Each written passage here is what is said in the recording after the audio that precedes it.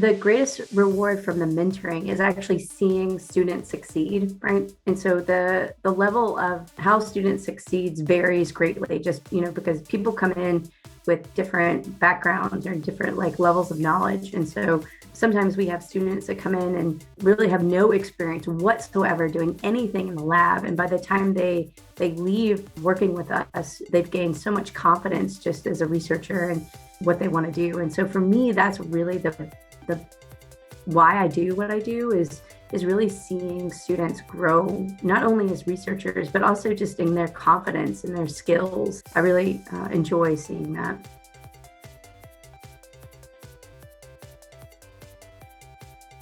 Yeah, there's so many people to thank for my success, but then also my students' success, I guess, in Oscar.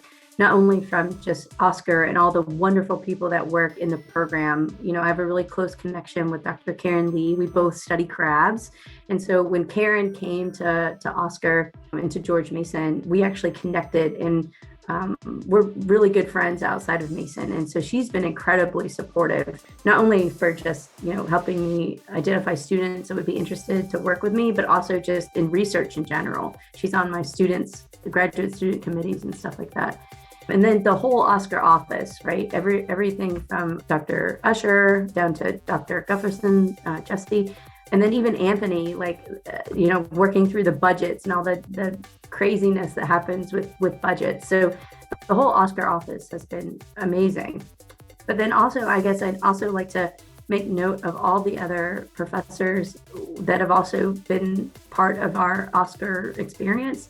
So we've been lucky enough to be competitive for the Oscar Summer Team grants that we've gotten several years in a row. And there's no way that I would have been able to run that without the help and the guidance and from the other mentors that are part of that team. So those include other faculty from the Potomac Environmental Research and Education Center, specifically from the Departments of Environmental Science and Policy, Biochemistry and Chemistry, and Geology. And so those include Dr. Kim DeMutzert, who's been my co-PI for several summers for the Oscar Summer Team grants.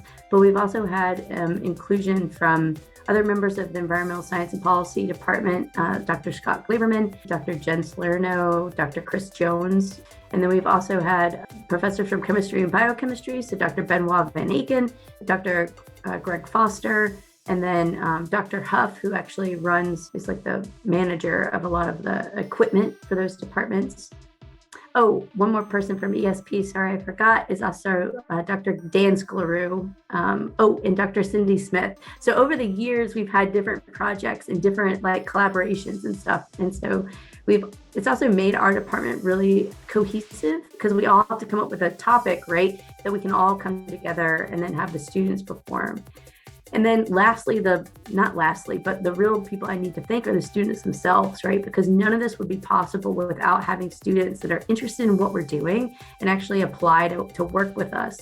And those really, most of the students that we've had have been amazing, like in terms of working with us and putting up with us to some extent, but also being independent enough to work alone, right? And so that has also another big key that I've seen students acquire by working with us.